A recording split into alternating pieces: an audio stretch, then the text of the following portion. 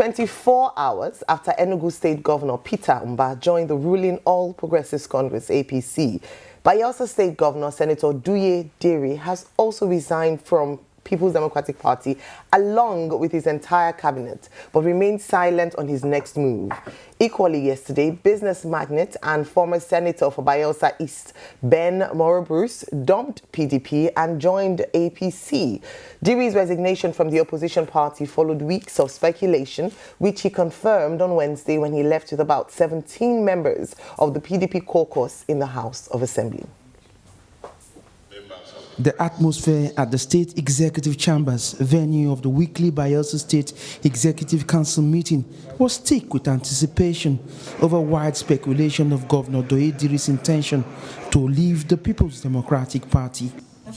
The rare presence of state lawmakers, including its Speaker, Abraham Ngobere, at the meeting, heightened the expectations that a surprise was in the offing.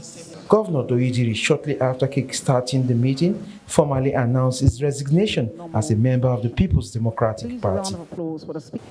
Today, the 15th day of October 2025, I wish to formally notify you that in keeping with the extant protocols, I, Governor Douye Diri, do hereby resign my membership of the People's Democratic Party. And I'm not going to resign alone. And as you can see, I'm here with Mr. Speaker, Deputy Speaker, and all the members of our party who are going to go with me. There are some who are not here because they are on official assignments.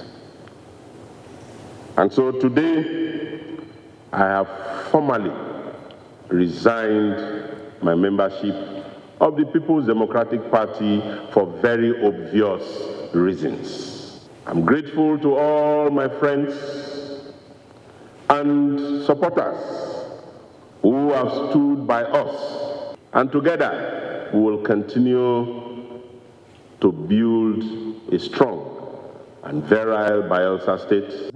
Speaker of the Bayelsa State House of Assembly, Abraham Ngobere, praised Governor Douye Diri for making what he described as a bold decision in the interest of the state. I welcome your decision of denouncing the membership of PDP. You are a leader. You have taken the decision, and the leadership of the Bayelsa State House of Assembly have decided to toe the side you have chosen. While Governor Douye Diri is yet to announce a new party, the People's Democratic Party had in the past 29 years enjoyed a wide majority in the Bayelsa State House of Assembly, and it is not clear how many of them will decamp to a new party. Theophilus Agidi, Arise News.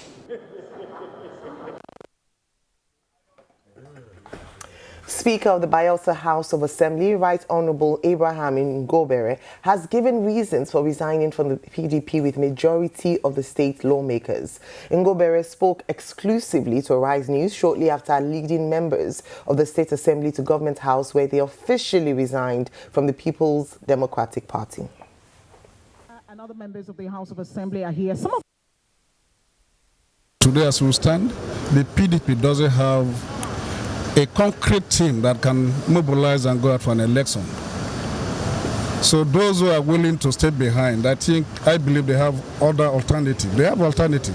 PDP is not in a very good form that will produce candidates, that will float candidates in the forthcoming election. So those who are willing to grow in their political career, I don't think there's any reason for them to remain in the party. So that's the decision we have taken. We are not saying PDP infusing into other party, coming out strongly to claim the glory they have lost. So I think we have taken the right decision by pulling out from PDP to continue to make that impact in the life of those that are giving us the mandate. It's only when we align with the center that things reasonable will come to the Niger Delta region. As we speak, the regional interest is there. The governor of Akwa Ibom State, is an APC man. The governor of Cross River is APC. The governor of Delta is APC. The governor of Edo State is an APC man. So for us to work the interests of the region, we need to work together. And I think His Excellency taking that position is not out of greed. It's not selfish, but it's for the purpose of the Joe people and the stake of the nation in Nigeria. However, 3 members of the PDP are keeping faith with the party, which has now become the minority in the Bayelsa Legislative Chamber. Don't think it's proper for me to go to APC. I've not seen any visible thing that will attract me to APC. Anything that they have done, any transformation that they are bringing to our plate, no. Rather, I've seen regression, I've seen retardation, and I see the rape of democracy, especially in Rivers State. I respect him as a governor, I respect him as a leader, and I think we'll still work together for the interest of the state. But to cross to APC, I don't have the conviction, so I will not do that. I was just 31 when the party gave me party tickets to fly their flag, and I've been winning elections. This is my second tenure. I've not seen any reason why I should leave the party. There's crisis in the party, and we have similar crisis in 2015 when we lost the Project election. People stood firm for this party, fought for this party, and handed over the mantle of leadership to us. I think it's our responsibility to also fight, protect the integrity of this party, and move forward. And I also don't believe that democracy will survive without opposition. So we must look for a way and build opposition. It might make me lose some patronage, but that's what life is. Life is integrity. People say there's no morality in politics, but if we remove morality, there will be no human existence. Human beings will not exist. Human beings will not live. The prosperity government is our government. We worked for it. My constituency produced the highest number of votes, about 20,000 votes. So we'll continue to serve the government. We'll continue to support the government. But on this issue of defection, we are going nowhere. We remain members of the PDP. Well, moving on to other news, the Consumer Price Index, CPI, which measures the rate of change in prices of goods and commodities, eased to 18.02% in September from 20.12% in the preceding month, the National Bureau of Statistics said yesterday. Year-on-year, headline inflation stood at 14.68%, lower than 32.70% in September 2024. According to the CPI report for the month under review, which was released by the statistical agency, the 2.1% drop in inflation followed a moderation in food and energy prices. Center for the Promotion of Private Enterprise, CPPE, welcomed the continued moderation in inflation, describing it as a significant indicator of improving macroeconomic conditions and policy traction. NBS, however, explained that the significant decline in the annual food inflation figure was technically due to the change in the base year. And finally, the federal government said it has cleared all outstanding pension arrears under the contributory pension scheme, including all outstanding accrued rights of its retired workers. In addition, the government also said it has concluded plans to introduce payment of gratuity to retiring workers. The Director General, National Pension Commission, Ms. Omolola Oluwararo, who stated these on Wednesday at the workshop on the workings of the contributory pension scheme for employers, pension desk officers across the geopolitical zones in the country, said PENCOM has also embarked on a number of reforms to carry out President Bola Ahmed Tinubu's directive on ensuring coverage of every Nigerian with pension plan.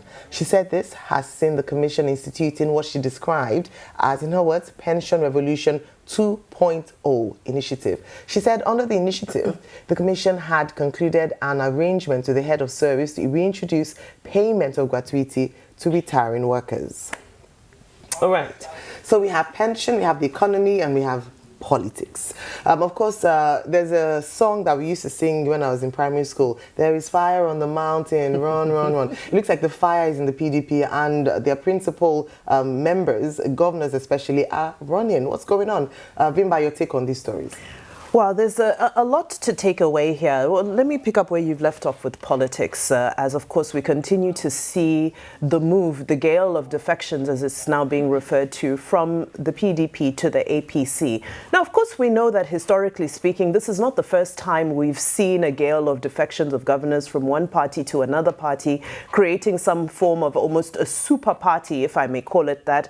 There's a point in history when PDP held the majority of governors and opposition governors were 5 or 6 at the time. So one has to ask themselves that, is it about the APC, is it about the PDP, or is there something intrinsically flawed with our political system?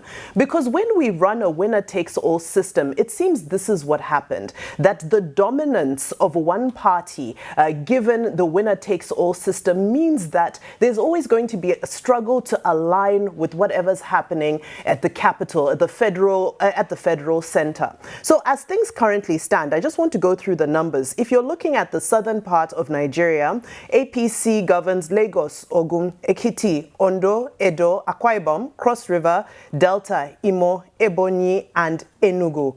That's out of the 11 out of the 17 states. We know the remainder, Abia is for Labour Party, Anambra is APGA, Osun, Rivers, and Oyo PDP. Bayelsa is still a question mark, although popular opinion would like to predict that Bayelsa will probably follow to the way of APC as well. In the north, you have 19 states, of course, 13 which are firmly controlled by the APC. Kwara, Niger, Nasarawa, Kogi, Benue, Kaduna, Katsina, Sokoto, Kebbi, Gombe, Borno, Yobe, and Jigawa. PDP still has Zamfara, Plateau, Taraba, Adamawa, and Bauchi. Of course, we already know that there's speculation that a number of these is also going to move. And of course, Kano State remains with NNPP. Another question mark there with regards to the movements within the NNPP as well, and the Kwankwansia movement, and how it will align with the APC. So, you know, some will say that the APC, there was a narrative that the APC is coercing and threatening governors to join. But I remember in the media chat that we had with Governor Peter Amba in Enugu, he was very clear in saying that he wasn't bullied by anybody, he wasn't threatened by anybody to make the move, but that the intrinsic problems within PDP are the real issue. And one has to ask themselves, how legitimate this is as a challenge. Well, the challenge remains when you have a contentious contention around the national secretary. The role of national secretary is an extremely sensitive role, because we know that he who controls national secretary can have the final say, whether it be in terms of interference or whether it be in terms of sabotage, when it comes to submitting the final candidates in the coming election. So would you stay in a party, excuse me, would you stay in a party where you are uncertain as to who controls the national secretary and whether truly there will be a signature from the party to accompany your nomination as a candidate in the next election? I think all those who are seeking re-election would rather play on the side of safety and ensure that they can be on a platform where their tickets are assured.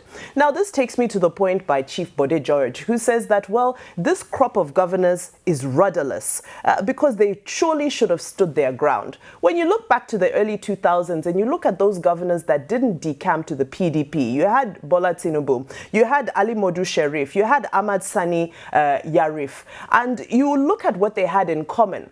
And funny enough, you find that there was actually deep ideology that governed the way that they governed their states. You had a buy-in from the people, from the grassroots, which made these governors feel that they didn't need to align with whatever was happening at the center because they were assured the support of their people.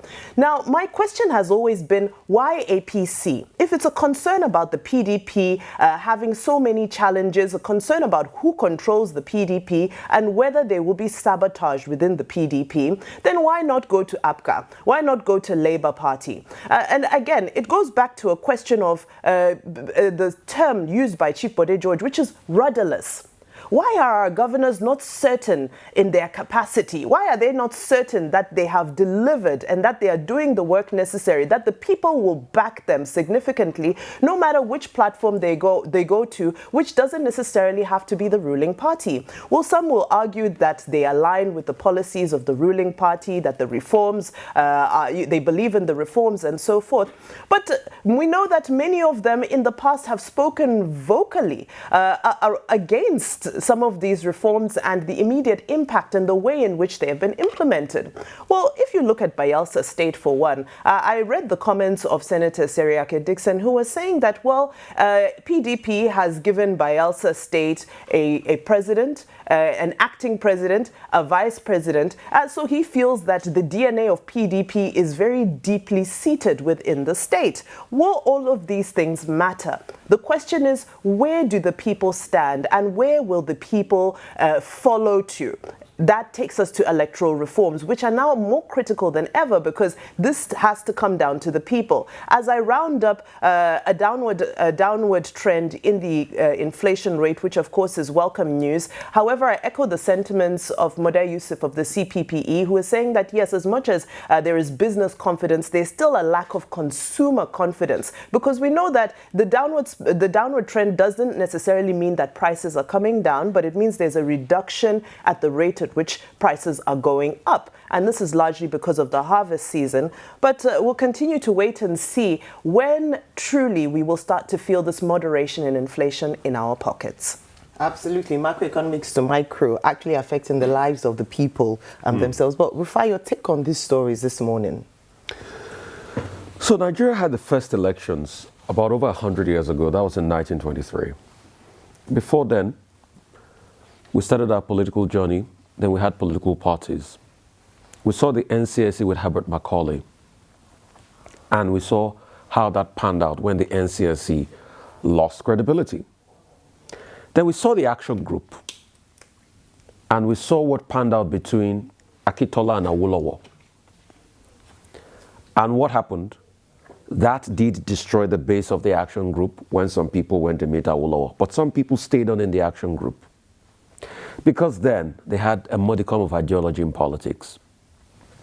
Awolowo then carried on to Unity Party of Nigeria in the 70s, ran 79 elections, and some people still stayed with him, won a couple of states in the south, but some people also reneged against him.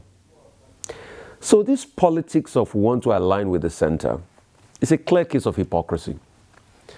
And I think the talk about aligning with the center does not hold water. I think what a lot of governors are scared of is the disintegration of the PDP, which is happening. And the truth is, the PDP became its own albatross. We kept on telling them, discipline Wike. They thought it was a joke. You see, Winston Churchill talks about a crocodile, saying an appeaser is somebody that gives crocodile meat and hopes the crocodile will eat him last. I'm sure the appeasement of Wike after the elections has shown the destruction of PDP. Because when Wike and his cohort started his trouble, you couldn't rein them in. It was part of that appeasement that I'm sure annoyed Enugu State Governor so much. Look at the case of Douye. A very sore point for the PDP. Anya, who had gone to participate in the Imo elections, left the position. Douye had taken the position and moved on. And he came back. And because he had the backing of some people in the party, he got his position down. How much aberration can the party become? Look at the case of Seyi Makinde that is acting as a peacemaker today. He was part of those that went against his party because he didn't agree. Why didn't Seyi Makinde just decamp from the party? Let's know. Why didn't the likes of the Wikis of this world and all the Jackson 5, like Bwala will call them, why didn't they just decamp so that we know they were not part of the party? But they stayed on and worked against the party, and the party was moping while somebody was destroying them. It is only in the PDP that I see that somebody takes a dagger and is about to stab you and destroy you. And you look at the person and say, let him stab me. My life is in God's hands. So the PDP did what I call do-it-yourself destruction. And nobody should cry for them. Yes, they might come back, they might not come back. Something like this also happened leading up to the 2015 elections, because then also was Jonathan's ambition. So the conversation we'd like to ask here, could Atiku Abubakar also have kept his ambition behind in the grand scheme of things and look for the better interest of the party? No, he will not do that. Does that happen? But the question is, so do we think others in the party too that felt after 2019 elections that the candidate should come from the south, will they think that they're stupid? So the implosion that is happening, and you mentioned Chief Bode George, really. Chief Bode George has the effrontery to say people are rudderless. But when he was supporting Wike, when all of this started, didn't we tell him the truth here? So now he has the power to say people are rudderless. But when this shenanigans started by Wike, there were those that supported. So let me tell you something. All of them collectively destroyed the PDP. And I hope they will learn. As regards inflation rate going up, I've always said this is base effects happening. The parameters of calculation have changed, so you will see things like that. But it's not a reflection of what is happening in the market. As regards government saying they've cleared everything with pensions, I went to make my investigation. It's not total. I have spoken to sector stakeholders. What they told me was, yes, the government has done a lot of work and we must give them commendation as regards the plight of contribution pension spree, accruals and things like that. Yeah. But it's not total that they've cleared it all, that they are in the process. And in fact, the word is, let's give good due commendation to them, because compared to other governments, at least they have done a whole lot better. But it's not that they've cleared everything in total. Well, yeah, wasn't it just a few? Last week we were talking about the police retirees who had gone to protest as a result of, number one, their call to be taken away from the CPS and their own board created for them, that it wasn't efficient or effective enough. So, yes, like you mentioned, Rufai, yes, we want to commend the government for doing a lot of work in the area of pensions for workers, but also importantly is to see how efficient the process is. A number of sectors have complained about the contributory pension scheme, particularly the police, and that's something else to look into, just so that we do not have protests again from that quarters and we're able to ensure the welfare of the police force. But let me talk politics this morning, because later on in the course of the show, we have a guest who's going to, Johnson Chukwu, will be speaking to us and breaking down the numbers with regards to this downward trend in inflation and how it impacts, as many people want to know, what is the impact of this on my pocket? Can I go to the market and buy a tuber of yam for an amount that is reasonable? And like you rightly emphasized, Vimbai, these numbers, when it comes to downward trend of inflation, talk about the rate at which prices increase. That's what has reduced. So please don't expect to go to the market and say, oh, they say it has reduced, and so let me buy a bag of rice for this amount. But in fairness to this administration, the prices of food have seen a downward trend, even if it's not yet significant enough for the man on the street. And so that's what we're still calling and holding accountable. A few things that need to be addressed if we are going to see this.